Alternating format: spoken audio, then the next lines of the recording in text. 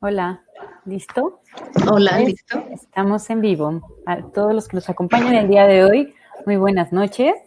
Mi nombre es Lili, soy parte del equipo de Therapify. Nos da mucho gusto que nos acompañen el día de hoy en esta sesión, donde vamos a hablar de un tema bastante interesante. El 1 de diciembre, bueno, se conmemora precisamente la lucha contra el VIH. Eso fue precisamente el día de ayer. Y pues por ende decidimos abordar este tema, ¿no? Del cual a veces no hay tanta información o a veces la información que tenemos a lo mejor no es la más pues adecuada o hay algunos estigmas alrededor del tema y pues creemos que el informarnos, hablar abiertamente de este tipo de temas pues puede ayudar no solo a las personas que son positivas en cuanto al diagnóstico por VIH, sino pues personas que los rodean, ¿no? Creemos que puede ser muy útil compartir esta información.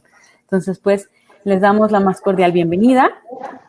A quienes nos acompañan, les recuerdo que tenemos un chat disponible en donde pueden ir dejándonos sus dudas, sus comentarios, y bueno, a lo largo de la charla podemos irlos respondiendo.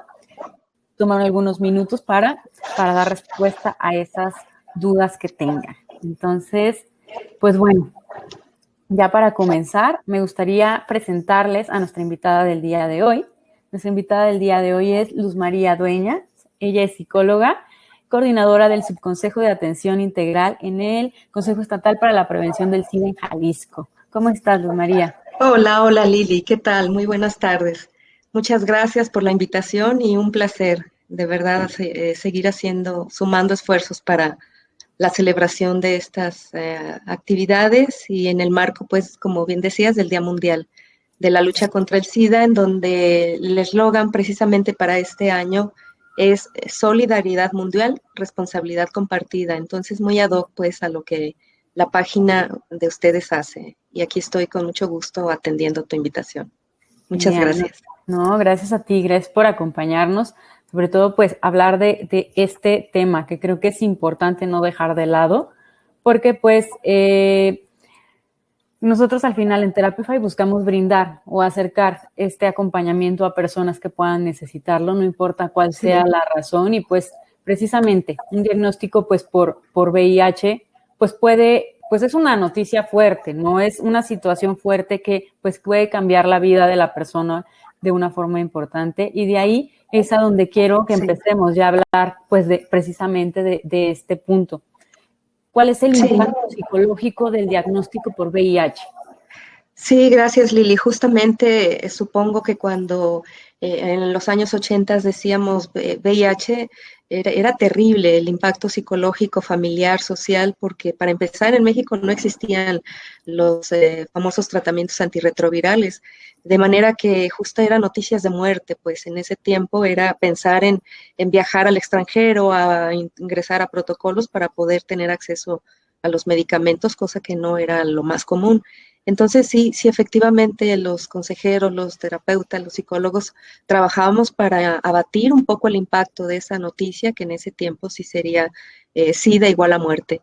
Afortunadamente, con el devenir del tiempo, a 30 años de diferencia que empezamos a trabajar también con estos primeros casos, el impacto emocional ahora se ha reducido en ese sentido, no es que se minimice, pero sí sabemos que hay ciertas vivencias emocionales, psicológicas que las personas y las familias van a vivir una vez dado el diagnóstico, de manera que sí podemos diferenciar una serie de etapas en relación a ese impacto emocional, ¿no? En un primer momento sí tenemos reacciones específicas para la etapa de notificación del diagnóstico, después en la etapa de adaptación y finalmente cuando un diagnóstico de este tipo llega tardíamente, bueno, el impacto tiene que ver con el deterioro físico, emocional que la persona sí puede tener y ante un diagnóstico tardío, pues también sabemos que las acciones y las intervenciones pueden ser tardías. Entonces, efectivamente, el impacto psicológico variará en todo caso de las fortalezas yoicas, de las experiencias previas en donde una persona también pudo haber hecho frente a una serie de situaciones en donde esas crisis le propiciaron respuestas de afrontamiento. No es lo mismo una persona que en su vida ha tenido que pasar por una serie de pérdidas, de situaciones de conflicto, a alguien que ha tenido que enfrentar otra experiencia. Y no digamos en tiempos de confinamiento y de pandemia, es muy probable que la gente aprendió a hacerle frente, vaya, a una situación inacabable de incerteza, de tristeza, de enojo, de miedo, de incertidumbre, etcétera, y en donde también VIH nos recuerda que son las mismas etapas que podría vivir una persona que tiene experiencias de crisis, de duelo, incluso, porque finalmente vamos a encontrar que se viven en diferente intensidad, pero exactamente son las mismas. La experiencia en el Consejo Estatal nos ha dicho que una persona que a quien le estamos dando una respuesta positiva para una prueba que se está realizando y una prueba confirmatoria, que en estos momentos pues es muy accesible para que todas las personas que requieran hacerse este diagnóstico puedan tener contacto con una institución pública de salud y de manera anónima, gratuita, confidencial, se pueden hacer estas pruebas en término de 15 a 20 minutos, máximo 30 minutos, alguien ya puede tener la noticia o el resultado que está buscando, ¿no? De manera entonces que si hablamos del impacto, claro, vamos a encontrar que en esta primera etapa de notificación, bueno, pues hay una suerte, Lili, de negación. Las personas dicen, oye, pero ¿estás segura? La prueba está bien hecha. ¿No me harías otras más? ¿Será que se equivocó el laboratorio? Esa etapa de notificación también implica la movilización de mecanismos de defensa, de mecanismos de adaptación, dijera yo, para poderle hacer frente a una situación para la que no se estaba preparada. También te diría algo, habrá personas que cuando acuden ya a solicitar esta prueba muy probablemente ya tienen una noción previa de que, o la sospecha, pues, de que sí, ya tienen una noción. Algunos de ellos nos ocultarían en todo caso que se han hecho una serie de exámenes para no sesgar o para pensar que se les podría negar el servicio, cosa que no ocurre, pero sí, cuando notamos esas reacciones de aparente adaptación, podemos pensar que la persona podría ya tener previo conocimiento de su condición serológica o de su situación de salud. Pero en términos generales te diría que la noticia no es fácil de aceptar, de reconocer, nadie la asume en cuanto nosotros estamos hablando de una prueba reactiva o positiva, y sobre todo pues porque las personas no temen a la prueba en sí, sino inmediatamente se conectan con el qué dirán, con qué va a pasar en el trabajo, cómo lo van a decir en su familia, quiénes les podrán acompañar, cómo lo voy a compartir. Claro. Exacto. Créeme que muy pocas personas adultas hemos visto que ellas se ocupan de pensar en ese momento qué voy a hacer yo. Inmediatamente están pensando en cómo decirlo, qué va a pasar en mi familia, se van a morir mis papás de la tristeza, del dolor, en fin. Entonces hay que ir acompañando paulatinamente. Para esto hay toda una estrategia pues de acompañamiento, de consejería, de ir, si no aconsejando, como podría ser la traducción en inglés del counseling, sí, para poder brindar una serie de abordajes, de informaciones, de temas que las personas van a ir poco a poco a ir asumiendo. Pero lo que sí te diría, bueno, es que frente a nosotros, después de que estamos entregando en un cassette, un cartucho, un resultado reactivo y estamos explicando en qué consiste esa reacción positiva de la prueba, entonces la persona puede entrar en un choque emocional frente a esta noticia, después pasa por una fase de no es posible, decimos negación, después notamos como también ellos pueden tener ciertas reacciones de mucho enojo, pues, porque ¿por qué no me cuidé? Si ya sabía, oye, ¿cómo es posible? El año pasado, exacto, mucha culpa, mucha autoagresión, autoflagelación por el tema de cómo es que no me protegí, ¿no? Cómo es que el año pasado tenía, por ejemplo, un resultado negativo y ahora tengo un resultado positivo. En lo que estamos transcurriendo, explicando, tratando de acomodar, de resarcir estas primeras reacciones, también la persona puede entrar en esa fase de adaptación que te digo, en donde estamos observando también la capacidad de ajuste para que la persona empiece a hacer esas negociaciones con los primeros pasos que vamos a seguir.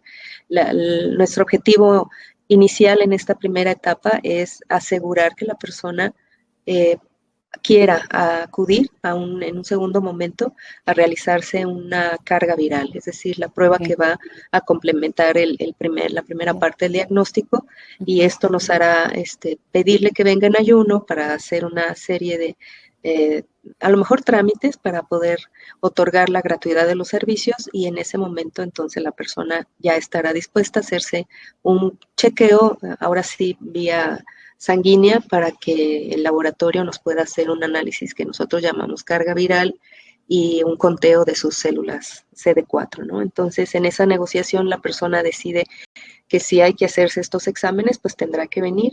Y es muy probable también que en ese momento, Lili, estemos viendo las primeras reacciones de tristeza, ¿no? De depresión, de preocupación, de temor, de qué va a pasar conmigo. Y está ahí el consejero, pues, para acompañar, para poder hablar de la transitoriedad de esta etapa. Acuérdate que si en otros momentos de la vida alguien ha podido hacer afrontamiento de situaciones especialmente difíciles, la noticia de VIH justamente también nos deja claro que va a pasar, es una etapa transitoria por la que la persona va a tener que desarrollar toda una serie de mecanismos adaptativos y de información y de pedir acudir a su red de apoyo para poder hacerle frente, ¿no? Hasta lograr, a final de cuentas, una especie de reconocimiento de su nueva condición de salud. Nadie llega a aceptar. Yo tengo serios problemas con decir, híjole, vamos a aceptar, nuestra meta es lograr la aceptación. Es lograr la aceptación. Exacto, no, yo supongo que la aceptación a una condición de vida, de salud, que es crónico-degenerativa, ya no como la muerte hace algunos años, pero sí no es una condición que uno pueda decir, lo acepto, lo asumo y estoy bien con esto. No, fíjate que no, yo sí creo que los mecanismos de adaptación finalmente llegan a que la persona pueda reconocerse, reestructurarse, reinventarse con una nueva condición de salud como es vivir con VIH, ¿no? Ok, muy bien, gracias. Y en este sentido, y antes de pasar a la siguiente slide, me gustaría un poquito que pudiéramos a lo mejor hacer esta diferencia, nada más para aclarar, sobre VIH y SIDA, ¿no? Que creo que es entre las dudas que a veces tenemos. A ver, empecemos por entender. Sí, claro. Claro, tienes razón. Cuando hablamos del impacto psicológico ante un diagnóstico, decimos que es ante la presencia de los anticuerpos que el organismo fabrica cuando existe la sospecha de que haya un bicho que haya entrado al organismo por alguno de los mecanismos de transmisión sexual, sanguíneo o finalmente perinatal a través de la vía del canal de parto. Cuando la mamá vive con VIH, ella no lo sabía, probablemente tampoco hay un aviso oportuno, el bebé nace vía vaginal y entonces ahí también cuando puede haber ese momento, pero incluso cuando los mecanismos de transmisión son tan efectivos, no vamos a pensar que la gente transmite o recibe en ese momento una noticia de vivir con SIDA. En el pasado sí se tenía más esa confusión, las personas decían, es que me dijeron que tengo SIDA, cuando en realidad lo que tenemos es la presencia, te decía, de los anticuerpos en el organismo que producen la presencia de este virus que es la causa de la fase terminal, que es el síndrome de inmunodeficiencia adquirida. Entonces, si el SIDA es la fase terminal y es un conjunto de signos y síntomas que el paciente va a ir presentando cuando no está el medicamento instalado, entonces el VIH va a ser la causa, digamos que es como el inicio, la primera fase de la enfermedad. En todo caso es vivir con la condición de VIH. Sabemos que ahora, gracias a la acción de los medicamentos, ese proceso puede revertir y ya no a progresar a SIDA. Entonces, una persona no es diagnosticada como teniendo SIDA en un primer momento, ¿no? Aunque su carga viral pudiera ser muy elevada, poder decir sí, es cierto que si no actuamos a tiempo con los medicamentos, esta enfermedad va siendo progresiva.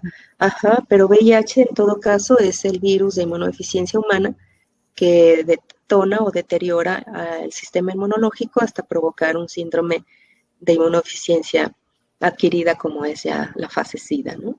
Muy bien. Entonces, sí, las pruebas diagnósticas no detectan SIDA, sino detectan Detectan VIH. VIH. Correcto. Ajá. Muy bien. Muchas gracias por la Sí, aclaración. Es al importante contrario, empezar a entender primero sí, por ahí, sí. sobre todo por lo que dices, ¿no? No pensar en que ante un diagnóstico de VIH, su fase inicial, no Ujú.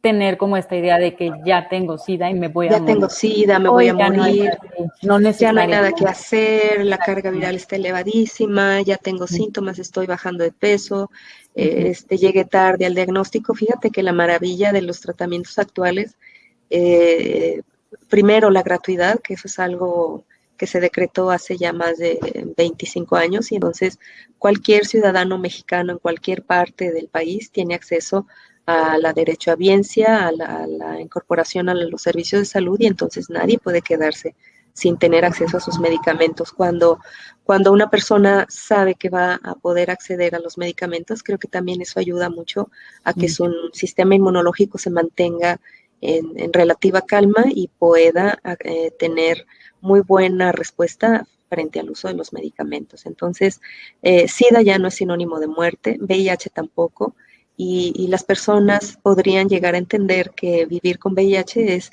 vivir como con la nueva enfermedad crónico-degenerativa. Si en México Ujú, vivimos con diabetes, hipertensión, claro, obesidad, y estas crónico-degenerativas que sí deterioran la calidad de vida, bueno, tal vez VIH nos pida que regresemos a pensar que no se trata de promedios de sobrevida, como antes se decía, 4, 5, ujú, 6 años, me quedan cuánto tiempo de vida, ¿no? bien, Ahora se habla de una calidad de vida, justamente gracias a la exactamente. acción de varias medidas de intervención, ¿no? Muy bien.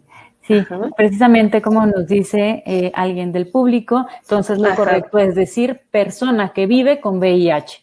Persona que vive con VIH, acuérdate que detrás de esta condición también hemos trabajado y hemos luchado muchísimo con el tema de lo que sí mata. En este contexto de VIH, lo que sí mata es el estigma, la discriminación, el rechazo, la segregación, el no acceso a los servicios, el prejuicio, Claro. y lo que llamábamos tolerancia, porque tampoco las personas con VIH o que viven en esta condición van a pedir, por favor, acéptame, por favor, tolérame, porque tampoco se trata de un ejercicio de aguantar o de tolerar, ¿no? Siempre y De cuando no acuerdo. se me acerquen, no.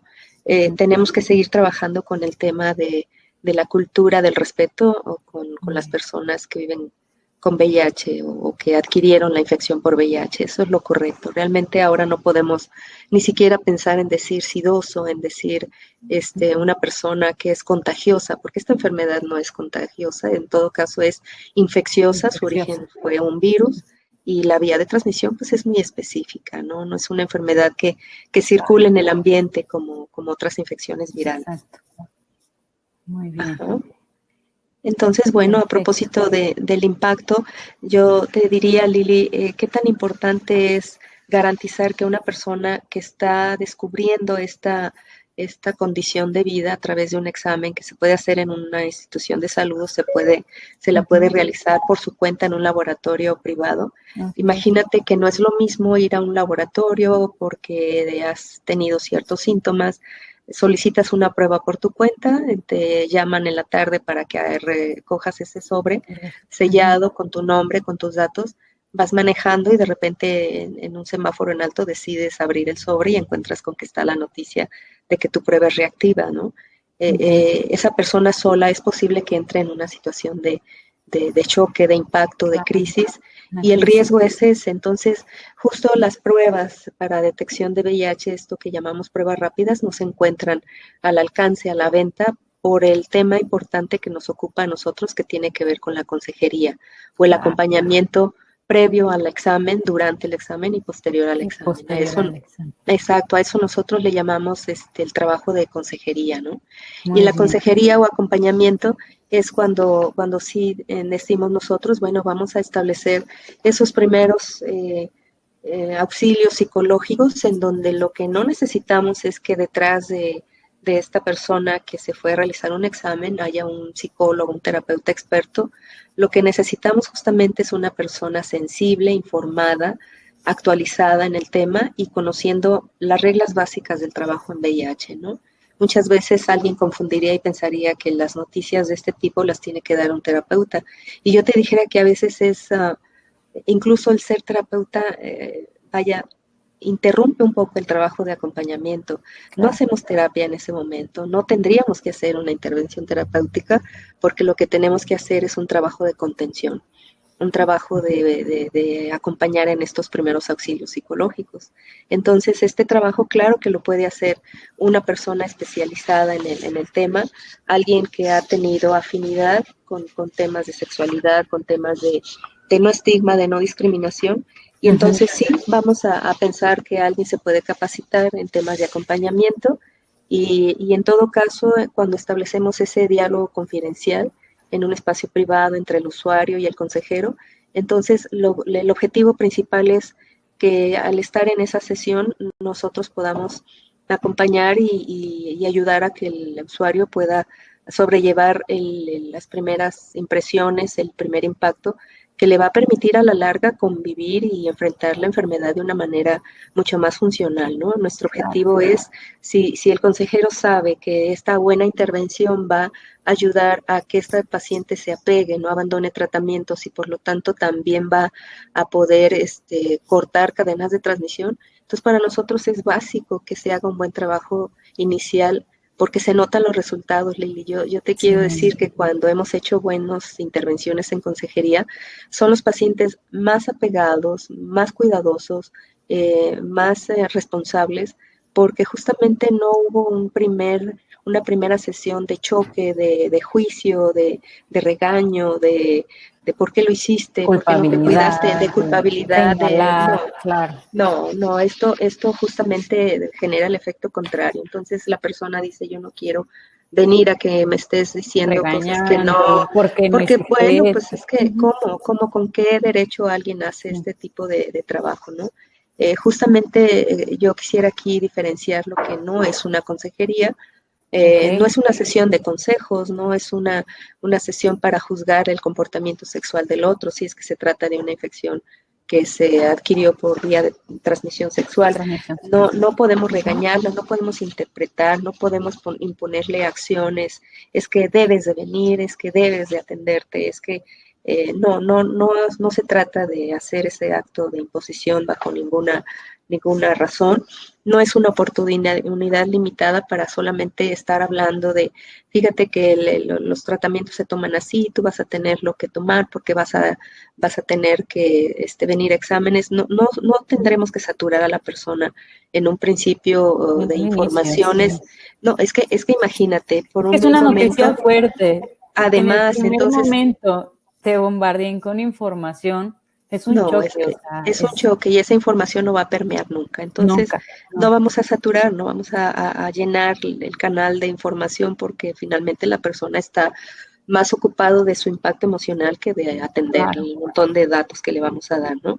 Tampoco es un espacio la consejería para lanzar mensajes confusos respecto a impresiones como pues vívete como quieras, ¿no? Es que pues si ya saliste positivo, pues imagínate que no lo tienes, pero pues cuídate mucho, ¿no? Creo que ese trabajo de sí estás pero no estás no ayuda mucho. El consejero tiene que considerar que la información que está dando en ese primer momento es de vital importancia para lograr que este usuario, esta persona, pues llegue a un feliz término en temas de su nueva adaptación, ¿no? Entonces tampoco vamos a ofrecer una serie de consejos ni buenas intenciones. No es donde el especialista tiene la razón, ¿sabes? Esto lo he captado desde hace muchos años que tengo la oportunidad de estar acá y sí entiendo que el especialista no es el consejero. Muchas veces te diré, Lili, que el usuario, el paciente, la persona con VIH es la que me está dando a mí la pauta para yo llevar el ritmo de su afrontamiento, ¿no? Entonces, no siempre el especialista tiene la razón. Entonces, una sesión de consejería no es una sesión de experto donde el otro se tiene que dejar llevar por lo que diga este especialista, ¿no? Al contrario, el paciente o la persona, en este caso recién diagnosticada, tiene todo el derecho de hacer las preguntas, de tomar iniciativas, de permitir en qué modo y en qué momento Claro. él va a poder acceder a las siguientes intervenciones, ¿no? Bien. Entonces yo diría que más bien la consejería o el trabajo de consejería y de primeros auxilios psicológicos, pues es una interacción humana en donde estoy acompañando al otro a que tome decisiones orientadas, acertadas, eh, más que una prescripción o una receta, pues es un proceso donde vamos a construir un plan de vida que incluye el autocuidado y la nueva calidad de vida. Entonces, en ese sentido, el consejero está ahí para ofrecerle habilidades, para facilitarle el camino, para poderle brindar orientación respecto a cómo puede acompañar a la propia salud y a la salud de los contactos, de las parejas o de la familia con quien vive, ¿no?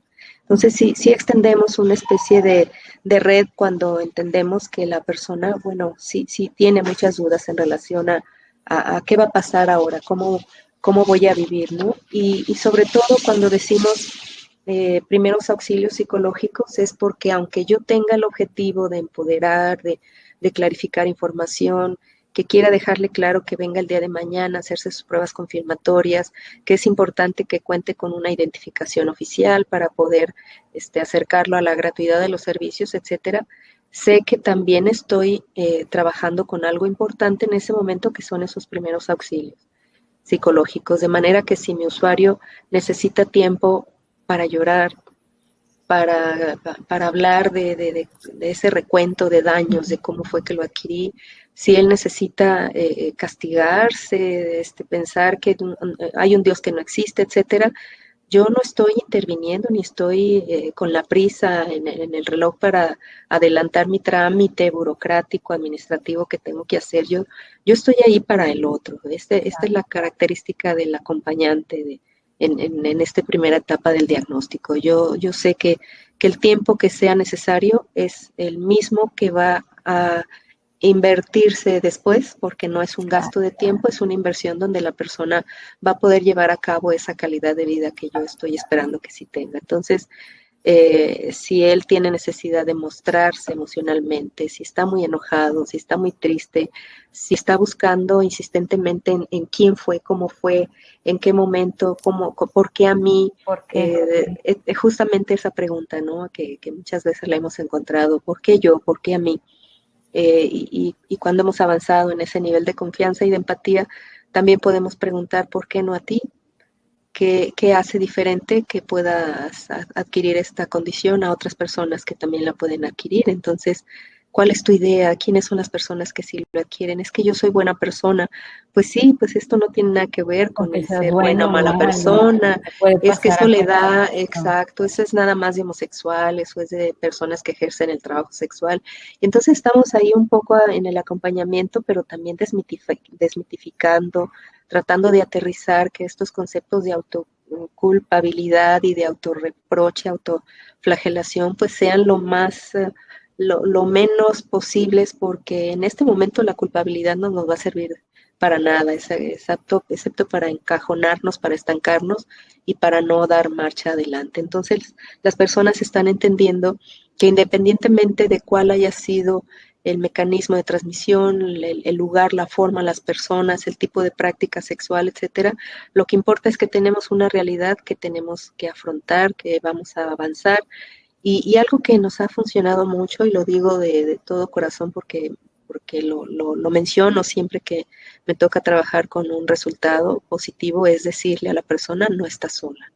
No Okay. estás sola, en este lugar tienes un equipo de salud, un equipo de gente especialista que va a trabajar contigo de la mano para no dejarte solo, porque no hay necesidad que tú lo puedas platicar con tus familiares si no tienes esa confianza. Cuenta con nuestra secrecía, con nuestra confidencialidad, el equipo médico, las trabajadoras sociales, las compañeras psicólogas, tu servidora, el compañero que te hizo la prueba, etcétera. Somos un equipo de personas que estamos interesadas en tu salud. Increíble, Lili, que cuando le decimos a la persona, no estás sola, aquí te vamos a acompañar, date cuenta que esto no va a tener un costo para ti. Entonces las personas, créeme que reaccionan de una manera, bueno, por fin tengo o estoy en un lugar en donde me van a brindar pues esos primeros auxilios, digo yo, Sienten ¿no? A como veces ese respaldo, ese apoyo, ese soporte. exacto. Exacto, mira, a veces ni siquiera piensan en lo psicológico. La gran mayoría de las personas también hacen alusión al costo, ¿no? Dicen, bueno, y es que esto, ¿cuánto me va a costar? Las pruebas de confirmación sí se he escuchado que son muy caras, 2,000, 3,000 pesos, pero dime si voy a pagar algo. Oye, ¿y los tratamientos son muy costosos? Es otra de las preguntas que se hacen de manera inicial. Y entonces, bueno, ahí tendremos que abrir el panorama, de decir, tú tienes derecho a la gratuidad de los servicios y a la atención también por tus medicamentos. Entonces, abatimos la preocupación económica, el tema de tener que ir con esta noticia a casa porque no es algo que tampoco aconsejemos inmediatamente. Es muy diferente cuando la persona ha asumido ya la certeza de quién es su médico, en qué hospital se va a atender, cuáles son sus medicamentos. Y en esto pueden pasar meses probablemente y ella puede estar segura de que a la hora de compartir la noticia en casa es porque únicamente va a decidir o va a decir lo que ya está trabajando él mismo, es decir, hermana, papá, novia, etcétera. No te preocupes, estoy haciendo yo lo posible por avanzar en mis tratamientos y eso es lo que estoy haciendo. Entonces, decía yo, cuando tenemos éxito en una primera buena consejería, esta persona va a seguir una serie de lineamientos de la mano de su equipo de salud y eso va a garantizar que tengamos el apego, porque imagínate pensar en el apego a un tratamiento que se va a tener que llevar a cabo el resto de la vida. Si tuberculosis nos da dificultades para que la persona se tome su medicamento, si tú y yo cuando nos enfermamos de gripe o tenemos una infección de garganta no queremos completar 7 días de tratamiento, imagínate lo que representa que una persona asuma que va a tener que tomarse una tableta el resto de su vida, ¿no? Entonces, bueno, la verdad es que el trabajo que hacemos de inicio, estos primeros auxilios, terminarán o reforzarán ya la idea de que esta persona sea autosuficiente, autorresponsable, autogestiva al final de todo, porque no nos da el programa de VIH para ir de la mano cuidando, acompañando a cada paciente, a cada persona. Entonces, ciertamente tenemos que colaborar para la propia responsabilidad y el paciente o la persona lo va a hacer tarde o temprano, ¿no? Esa es la cuestión con los primeros Muy auxilios. Sabemos que bien. alguien especializado es quien tiene que acompañar, porque, ¿qué te cuento? Claro. También a nosotros nos da mucho miedo saber que la prueba ya se está dando señales claras de que va a ser positiva, entonces el personal de salud también está preparando su propio, te diría, su propio duelo, porque claro que hay un impacto personal en el personal de salud Claro, cada vez que damos una noticia de este tipo. Entonces, te de diría que acuerdo, también no debe estos ser primeros fácil, sí. auxilios, no es fácil, esos primeros auxilios también tendríamos que estarlos buscando responsablemente el equipo de salud que trabajamos con estas historias y con estos casos todos los días. Entonces, así como la usuaria, el paciente van a necesitar esa red de apoyo, ese equipo multidisciplinario, seguramente el personal de salud no podemos trabajar de manera irresponsable porque claro que vamos a necesitar tener un equipo, una red, un soporte, un sostén emocional, psiquiátrico, etcétera, para poder seguir trabajando con la cantidad de resultados positivos que se pueden manejar en cada mes, en cada semana, etcétera, ¿no? Entonces, sí, primeros auxilios para nosotros, personal de salud, y primeros auxilios también para las Paciente, personas. Ajá. claro. Muy bien. Y ahora platícanos un poco de esta parte del abordaje integral del paciente. ¿Qué involucra hablar del abordaje al paciente, este tema de Sí, tratamientos? ¿Qué es todo esto que involucra para entenderlo como algo integral, que no solo sí, impacte en un aspecto, esta ok. atención? Sí, mira, cuando hablamos de abordaje integral nos referimos a experiencias de trabajo y de Ujú, intervención que están demostrándose en diferentes lugares en donde se ujú. trabaja con VIH. Es decir, Ok, no es una buena intención que tenemos, por ejemplo, acá en el Ecuesida Jalisco, de hacer un abordaje integral porque se nos ocurre que así sea. Claro. En el trabajo en VIH existen lo que llamamos guías internacionales y eso significa que los países han demostrado, sobre todo países de primer mundo, han demostrado cómo el apego a esos protocolos de atención han brindado el mejor resultado óptimo para el control virológico, el control de la salud integral del paciente, el control de la enfermedad y lo que llamamos nosotros cortar cadenas de transmisión justamente tiene que ver con esto. Finalmente, un protocolo que nos puede asegurar que en 2030, por ejemplo, vamos a tener el diagnóstico al 90% de la población. Imagínate, eso significa estar trabajando en campañas para hacer detecciones oportunas, para que más gente se teste, para instalar esa cultura de la prueba, Lili, que las personas no tengan ya temor a poder acercarse a solicitar un examen como este, porque justamente la estrategia 2030 pediría que el 90% de la población en México con factores de riesgo pudiera hacerse un diagnóstico, pudiera acercarse a hacerse pruebas de detección. Al mismo tiempo, la otra secuencia del 90, 90, 90, 90 significaría que las personas también accedan en un 90% a los tratamientos oportunos una vez que ya viven con esta condición de VIH. Que no se les dé el medicamento hasta que están en fases terminales o en fases en donde ya hay bastantes complicaciones por otras infecciones oportunistas, sino que las personas accedan prontamente a los tratamientos. Esa sería otra medida de estas políticas de salud pública para el control del VIH, ¿no?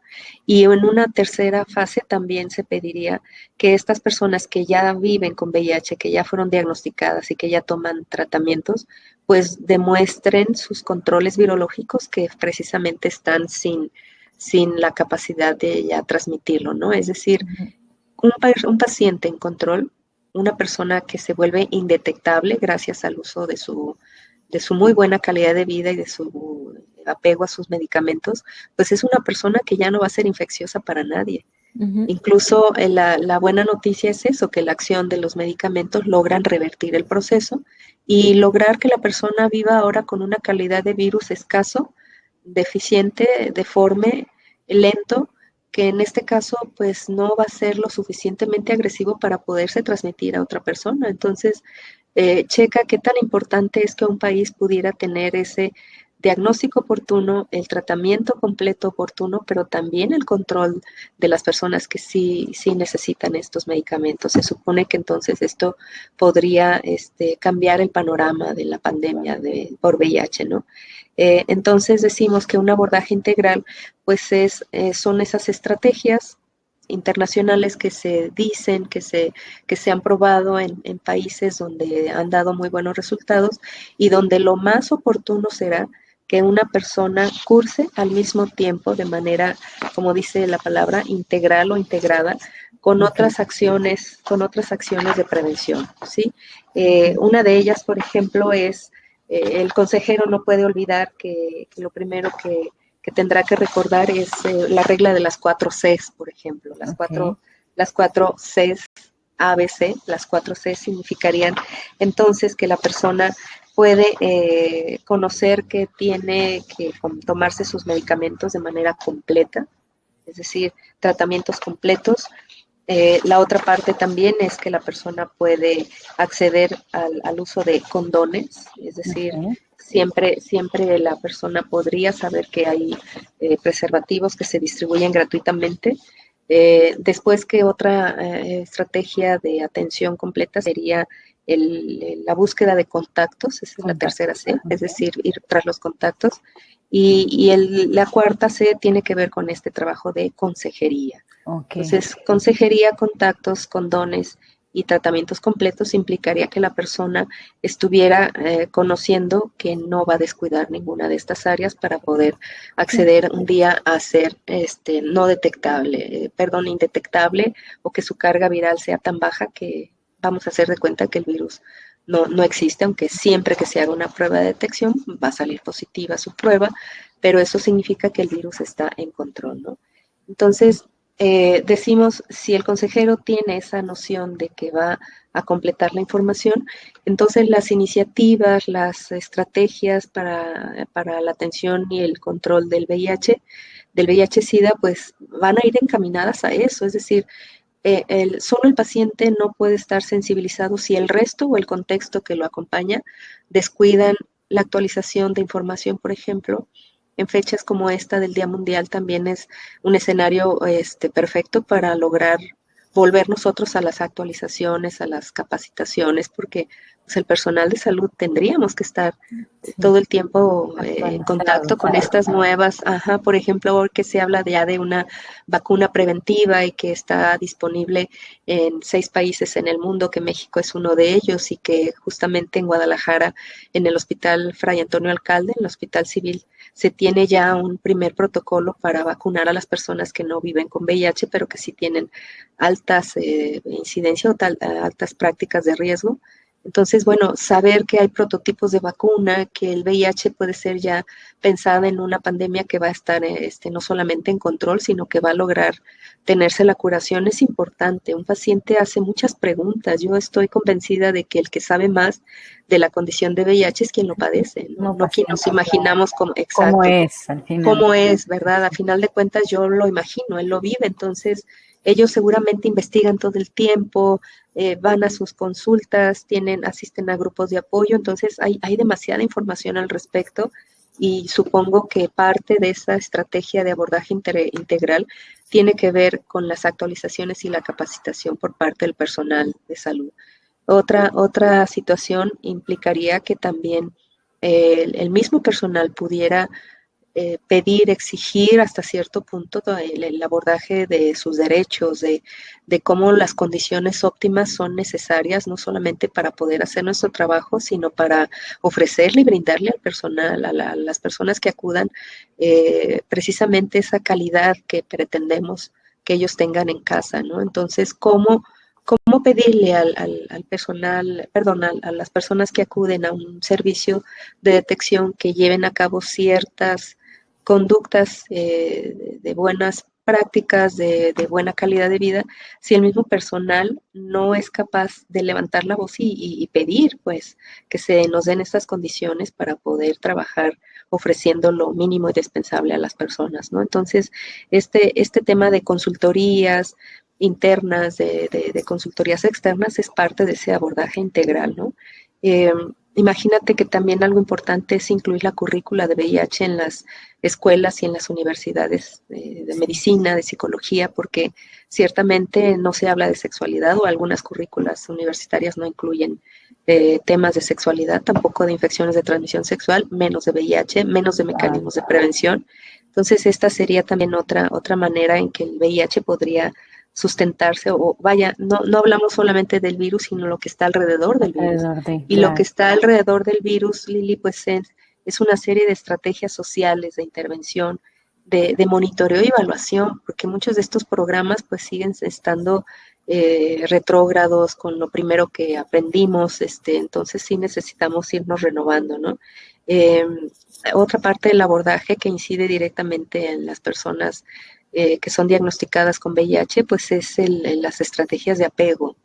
El apego a los tratamientos o lo que se conoce como adherencia terapéutica es tan importante porque no es lo mismo tomar un antirretroviral, sabemos que es un tratamiento de control, es un tratamiento costoso, muy difícil de manejar, también por altos costos, por los efectos adversos que genera. Entonces imagínate un paciente que lo toma, lo deja, se siente mal, leyó en internet, escuchó que su amigo lo puede dejar de tomar algunos días y cuando lo decide, cuando lo cree que lo necesita. Entonces creo que esas estrategias de apego, de disciplina, de comprender ciertamente cuáles son esos riesgos de suspenderlo y volverlo a tomar, harían que el virus se volviera muchísimo más resistente. Es como un antibiótico que deja de funcionarte. Sí. Imagínate un antirretroviral costoso, delicado, que se deja de tomar correctamente.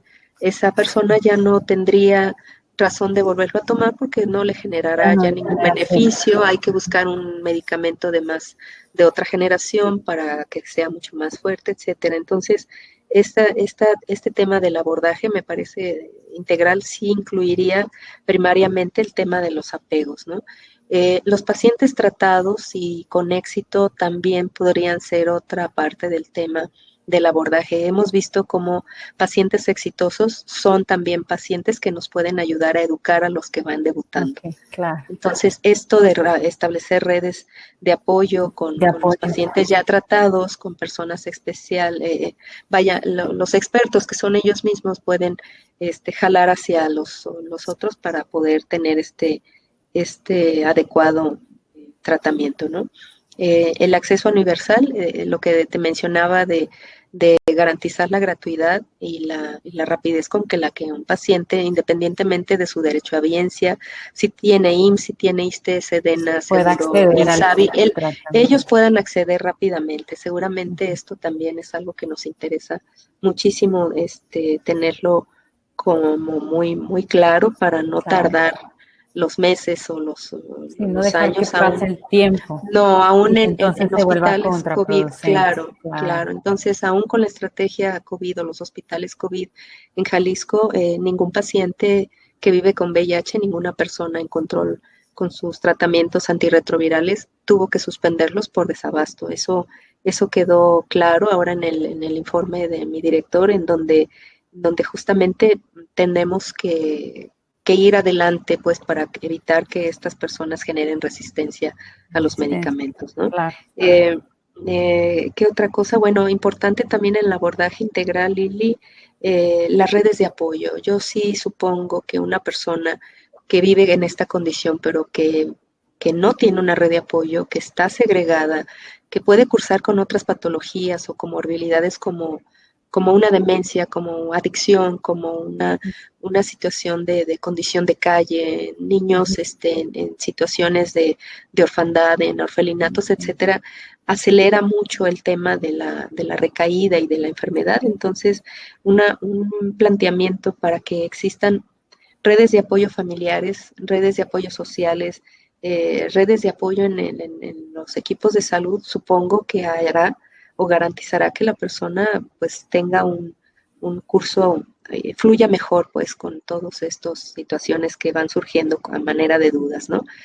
Fundaciones como acá en Guadalajara y contigo también en Ciudad de México, como AVE de México, como la Casa de la Sal o acá con nosotros Fundación Checos, y otros organismos de la sociedad civil, finalmente ofrecen una gama de opciones que no se ofrecen desde la institución. Por ejemplo, el acompañamiento de pares, el tomar de la mano literal a la persona y decirle, vamos a cierto sitio donde vamos a hacer unas pruebas, donde te van a pedir algunos documentos, en donde de ahí vamos a pasar al hospital para que te anoten tu primera cita con el especialista.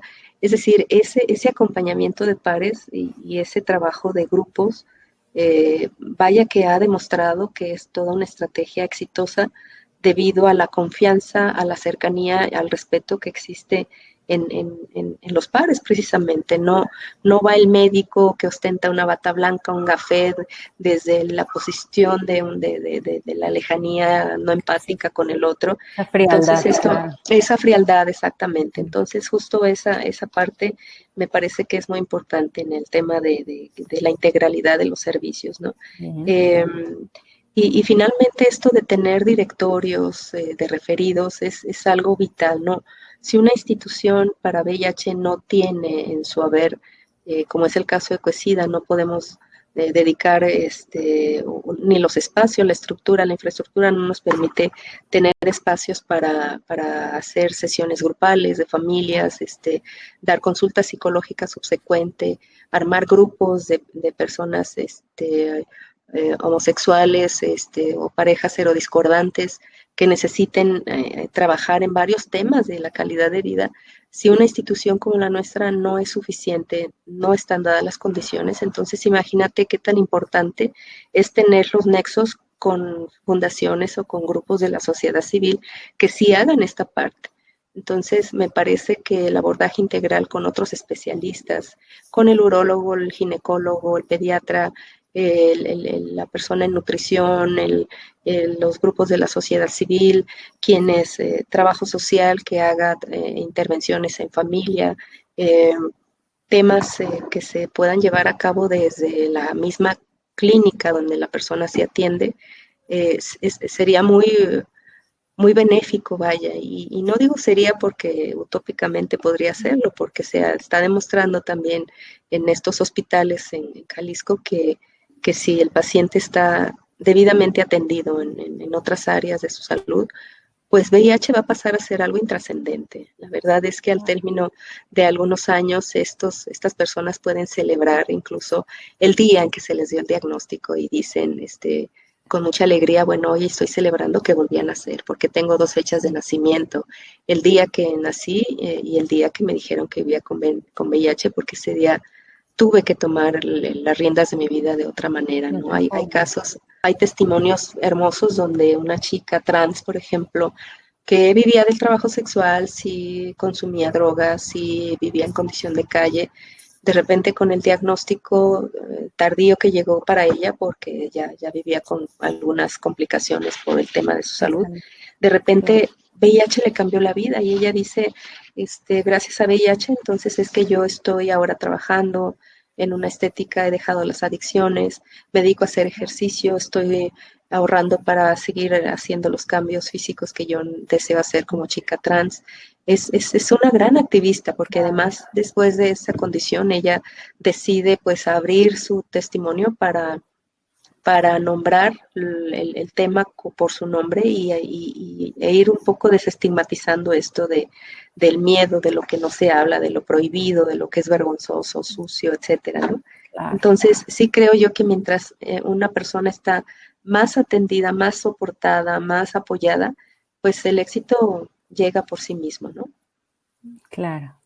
Muy bien. Y precisamente sobre este último punto que mencionabas, ¿no? De desestigmatizar, me gustaría que ahora pasáramos a esta parte que me parece muy, muy importante, que es precisamente mitos y realidades en torno al tema, ¿no? Se dice mucho precisamente por falta de información, por, como decías al inicio de la charla, de cómo crecimos, porque a lo mejor la situación de un diagnóstico con VIH hace 20 años era muy diferente a cómo se puede, digamos, vivir ahora, temas incluso de estigmas sociales, o sea, que nos llevan a crear juicios, y pues creo que algo importante es que lo que decíamos también, ¿no? Muchas veces esos mismos juicios, esa misma discriminación puede hacer más daño que el mismo virus. Entonces, háblanos un poco, bueno, de acuerdo a la experiencia, todo lo que has visto, vivido, tú que trabajas muy de cerca con pacientes con VIH, que te externan seguramente situaciones que viven o incluso hasta personas que no son personas con VIH, pero te ha tocado escuchar seguramente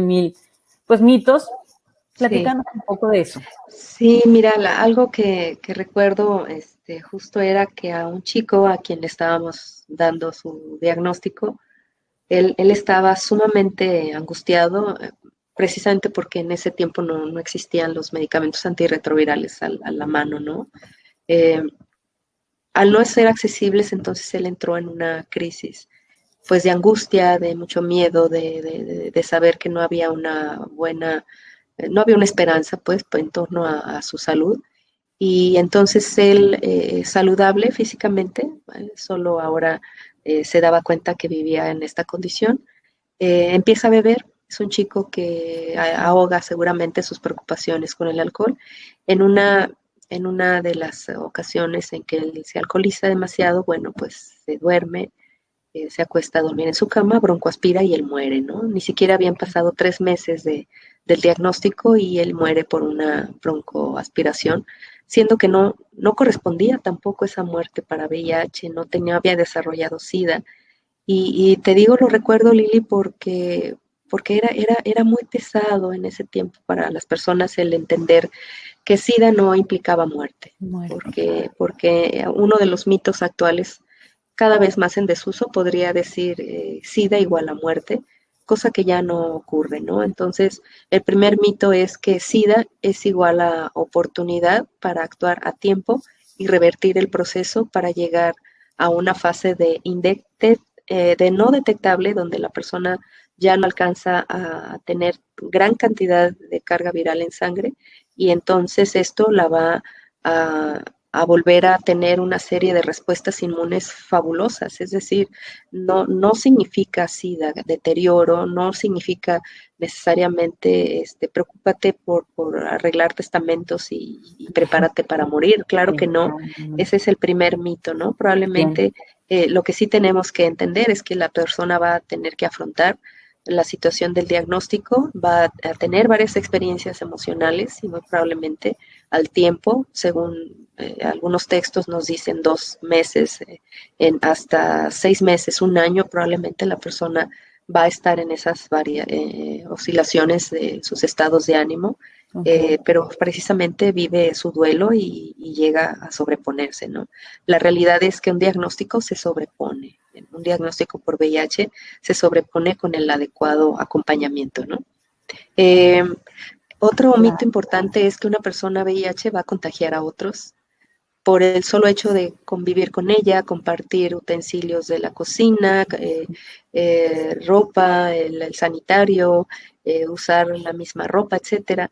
Y resulta que no, que esta infección no es de este tipo, ¿no? No es por contacto directo. Finalmente lo que necesitamos es un mecanismo de transmisión efectivo, como es la transmisión sexual, la transmisión sanguínea o la transmisión perinatal. Entonces, bueno, otro mito es que se trata de una enfermedad que no es prevenible y justamente entendemos que cuando las personas actúan con responsabilidad, con conciencia, utilizan un preservativo, lo saben colocar correctamente, lo hacen de manera consistente, lo ponen siempre, cuando tienen varios o múltiples parejas sexuales, entonces la enfermedad es 100% prevenible. Una persona a quien aprendí muchísimo de VIH decía, Luzma, el VIH es la enfermedad del descuido, pero también la enfermedad de la baja autoestima. ¿Qué nos hará actuar, Lili, sin responsabilidad y sin autocuidado cuando decidimos en nombre del placer, en nombre de un acto caótico que es así de excitable, el acto sexual, de repente dejar de usar un condón? Entonces sí es muy difícil saber ponerle orden a algo tan caótico como un acto sexual, pero de hecho la enfermedad puede ser 100% prevenible cuando decidimos poner un condón bien colocado, ¿no? Es cierto que es una enfermedad controlable. Un mito podría ser que alguien dice, no, es que ya se encontró la cura, pero no nos la quieren dar, esto no existe. Es una enfermedad tratable 100%, controlable al 100%, prevenible al 100%. Y justamente otro de los mitos es, las personas que viven con VIH viven para contagiar a otros, porque se sienten tan mal y están tan enojados y tienen tanta sed de venganza que entonces ellos van y contagian a otros. Por la vida. Fíjate que sí, seguramente esos mitos sociales de las personas que viven con VIH, híjole, desarrollan una personalidad casi maquiavélica, no es real. La verdad es que he visto grandes proyectos de vida en personas que a partir de VIH desarrollan un sentido de vida muy especial. Una persona con VIH quiere vivir. Le preguntaba yo a un usuario, ¿cómo haces para tener esta casa tan linda y luego invitar a tus médicos para que celebren el día que te dieron tu diagnóstico y saber que estás contento por la vida? Claro. Y se me queda viendo y me dice, mira, Luzma, cuando uno trae el acta de función en la mano, no le queda a uno tiempo de hacerse tonto. Créeme que esa fue la lección para yo entender que una persona VIH lo que más quiere es vivir, no quiere contagiar, quiere disfrutar. Exacto. Exacto. Entonces un mito generalizado podría ser que son personas malintencionadas, que viven a favor de transmitir el virus, que no dicen su condición porque traen entre manos ahí un juego perverso de querer contagiar. Cuando alguien no lo dice es por razones obvias, Lili. No somos una sociedad que está preparada para recibir bien la noticia de, oye, quiero andar contigo, pero fíjate que vivo con VIH. Porque también está la otra parte del rechazo y de la discriminación, ¿no? Yo no me ligo entonces con gente con VIH, entonces gracias por decirlo, pero yo no quiero nada contigo. Eso sí, VIH no es una sentencia de vida, VIH no es sobrevida, no es cuántos años me quedan para vivir, VIH es calidad de vida, Esa es la diferencia, calidad de vida contra sobrevivencia. En todo caso, la persona no muere por una infección como esta, moriría en todo caso por las complicaciones relacionadas a SIDA, cuando la persona tiene otra comorbilidad, usa drogas, no toma sus medicamentos, no usa protección, etcétera. Cuando hay dificultades, incluso cognitivo-conductuales, personas que dependen de otros para el cuidado, que son abandonados, depositados en hospitales psiquiátricos, etcétera, pues sí, esas personas sí tienen complicaciones y entonces el SIDA sí se vuelve una condición de muerte. Claro. Pero creo yo que parte de esos mitos, sobre todo, Lili, tienen que ver con el estigma, ¿no? Decimos cáncer y lo primero es pobre persona, ¿cómo le habrá ido para tener cáncer? Decimos VIH y decimos, pues, ¿dónde habrán ¿Dónde andaba? ¿no? ¿Qué hizo ¿Dónde andaba? ¿Qué hizo para tener Ah, esta condición? Entonces, el prejuicio, ¿no? Acuérdate que la bandera rosa en aquel tiempo era también sinónimo de la peste rosa, de las personas gays en San Francisco que trajeron esta condición de salud. Entonces, esta palabra que decíamos de tolerancia, ¿no? No, te tolero, pero no te exhibas, o te tolero, pero no me digas que haces alarde de que eres VIH positivo, mejor siléncialo. Todavía esta sociedad es altamente estigmatizante, segregaria, restringimos los servicios y eso me parece que es con lo que tenemos que trabajar muchísimo más. El personal de salud está ahí atendiendo, vaya, lo inmediato, que a veces es el diagnóstico y el ingreso a los medicamentos, pero creo que justo como el lema lo plantea, es una condición social y este lema de la lealtad social o la solidaridad social implicaría que cada uno desde nuestro lugar, siendo o no personal de salud, pudiéramos tener esta conciencia de compasión, digo yo, ¿no?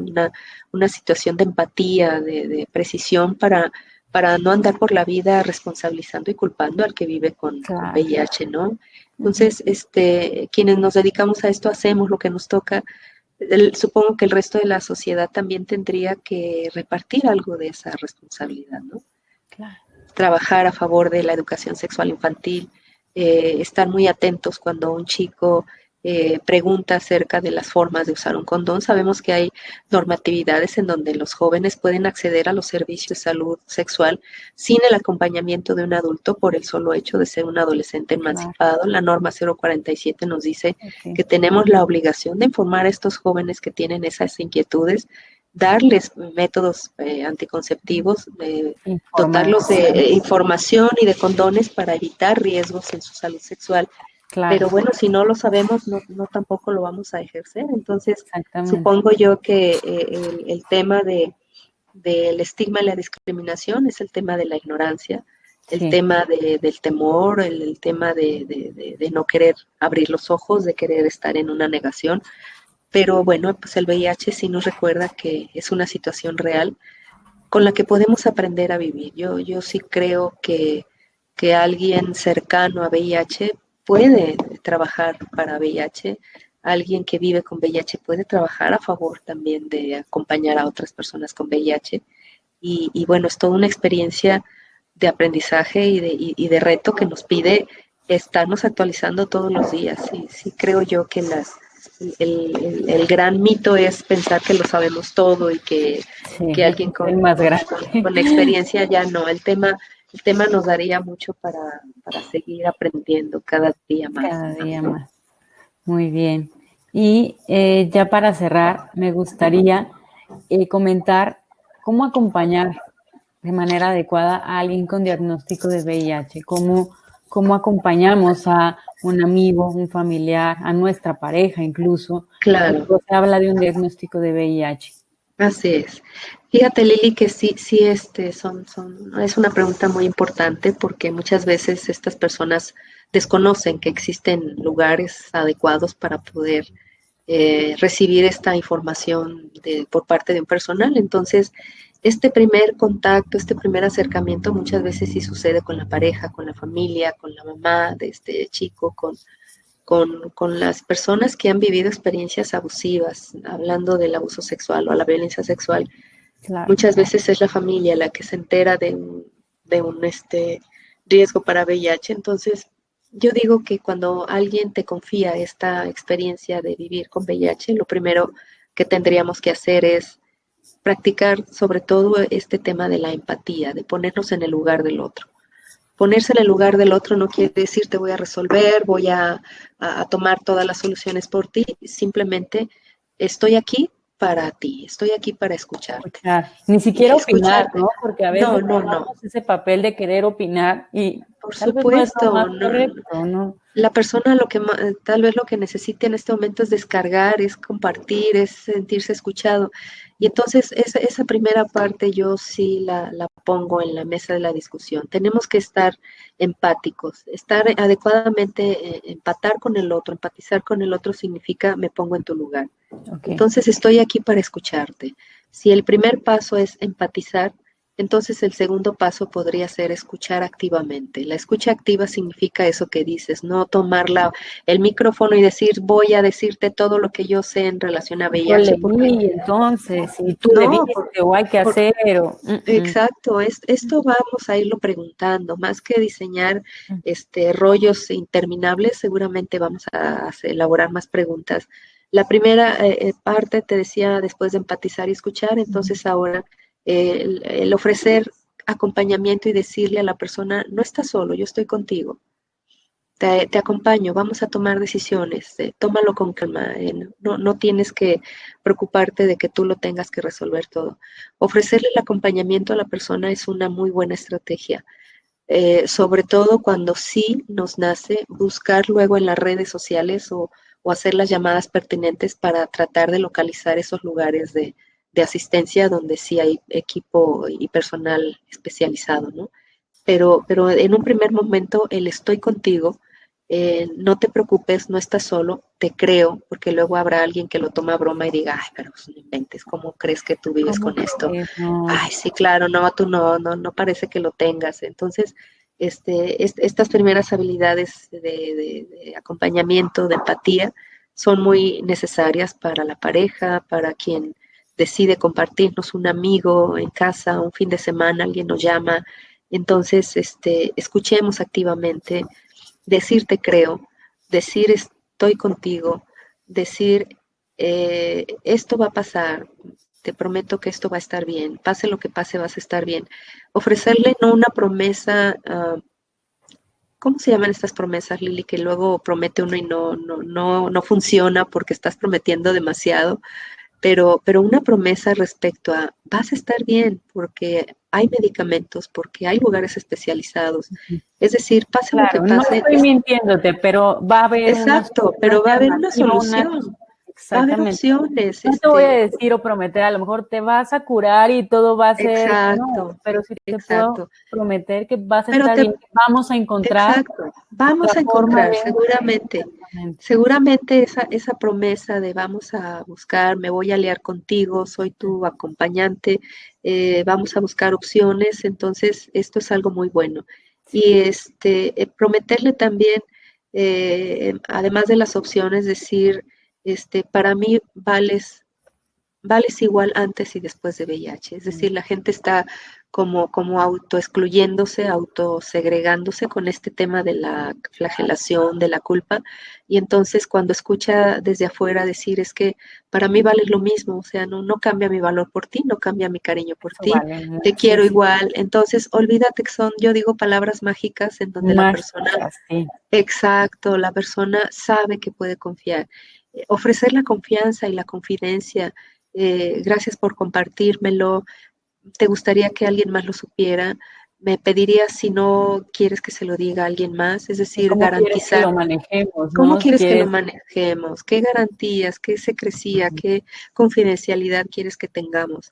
Esto de, te voy a decir, y entonces correr con la vecina y la amiga y decirle, fíjate que me dijo Luzma que vive con VIH, entonces creo que es un atentado a la dignidad, a los propios derechos humanos. Uno no tendría No nos porque corresponde no nos corresponde revelar esta condición. diagnosticar, Entonces, claro. ofrecer esa garantía de acompañamiento, tomarlo con calma, no sentenciar, evitar esos juicios, esos prejuicios, esa cara de admiración o de angustia, pues imagínate que O hasta de no es un lástima, lenguaje. ¿no?